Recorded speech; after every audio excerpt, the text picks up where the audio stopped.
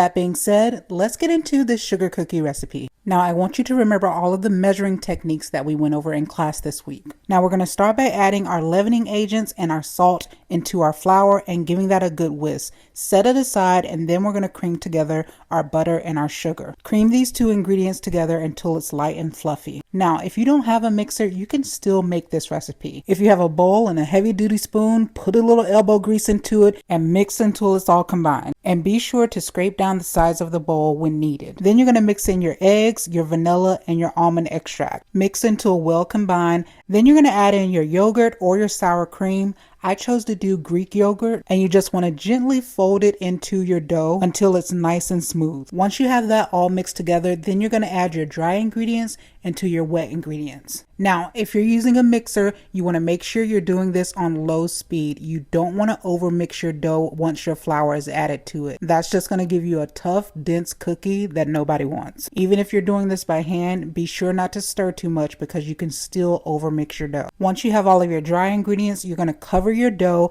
and place it in the refrigerator to chill for 30 minutes. Once your dough has chilled, you're going to use a cookie scoop to scoop your dough out and roll it into balls. If you don't have a cookie scoop, you can also use a tablespoon.